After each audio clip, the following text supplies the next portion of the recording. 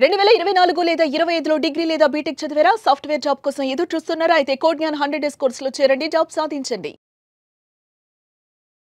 నమస్కారం ఉమా గారు. నమస్తే అమ్మా.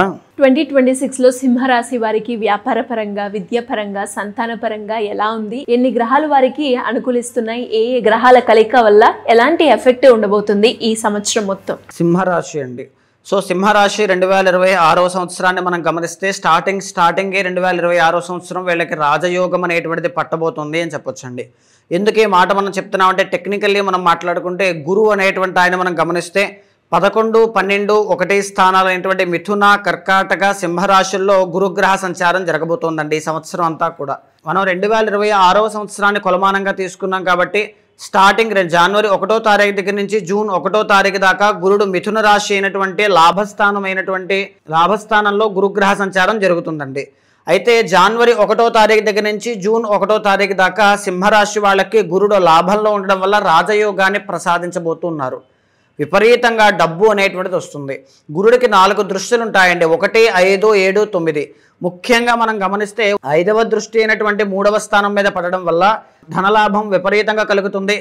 ఈ యొక్క తోడబుట్టిన వాళ్ళతో ఉన్నటువంటి రిలేషన్ చక్కబడుతుంది. ఆర్థిక అభివృద్ధి అనేటువంటిది చాలా బాగుంటుంది. గౌరవ మర్యాదలు అనేటువంటి విపరీతంగా పెరుగుతాయి. సంతానము విషయంలో కూడా ఉండేటువంటి ప్రాబ్లమ్స్ అన్ని క్లియర్ అయిపోతాయని చెప్పొచ్చండి. సంతాన అభివృద్ధి జరుగుతుంది. ఆదాయం అనేటువంటిది పెరగడం, పుణ్య కార్యక్రమాలు అనేటువంటివి చేయడం, 9వ దృష్టి పడడం వల్ల దాన ధర్మాలు అనేటువంటివి విశేషంగా చేయడము, లేకపోతే ధన అభివృద్ధి కలగడము. ఈ 6 నెలలు కూడా వీళ్ళకి ఏమి తిరుగుండదండి.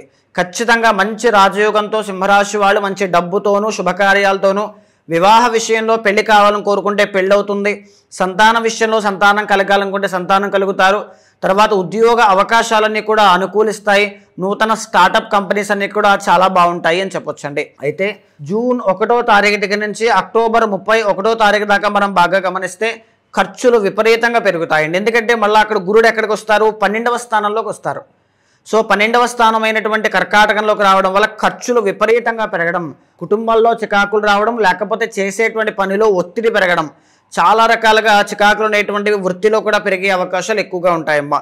ఇదే కాకుండా ఇన్కమ్ అనేటువంటిది తగ్గడం, సేవింగ్స్ అనేటువంటివి లేకపోవడం, అప్పుల బాధతో ఇబ్బంది పడడం, ఇవన్నీ కూడా ఈ జూన్ 1వ తారీఖు దగ్గర నుంచి నవంబర్ 1వ తారీఖు వరకు కనబడతాయి అని చెప్పొచ్చండి.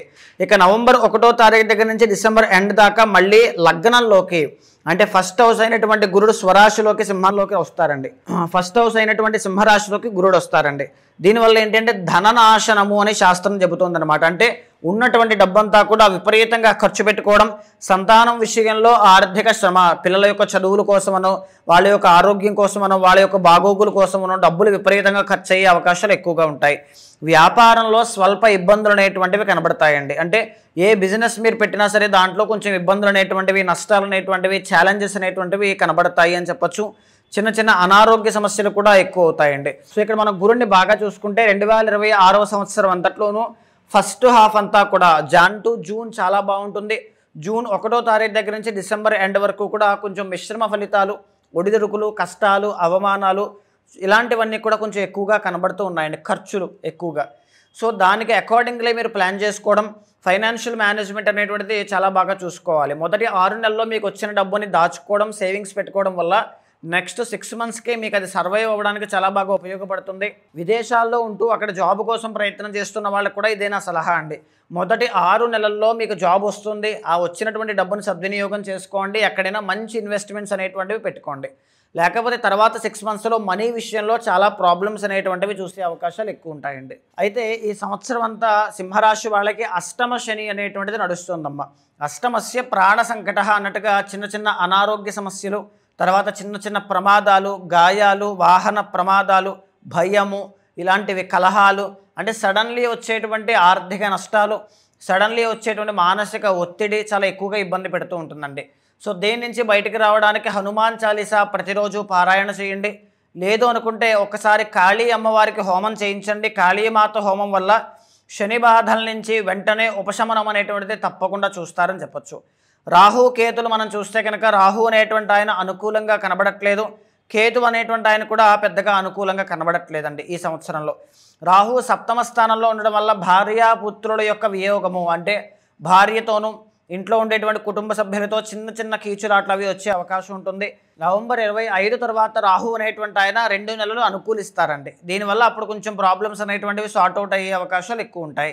ఇక కేతువును మనం చూస్తే కనుక 1, 12 ఈ 2 స్థానాల్లో కేతు సంచారం చేయడం వల్ల అనుకూలంగా కనబడట్లేదండి. సో కన్సిస్టెన్సీ అనేటువంటిది లేకపోవడం కానీ, మానసిక ఒత్తిడి, యాంగ్జైటీ, ఓవర్ థింకింగ్స్ లాంటివి కేతు యొక్క ప్రభావం, కేతు దోషం ఉండడం వల్ల అధికమయ్యే అవకాశాలు ఎక్కువగా కనబడతాయమ్మా.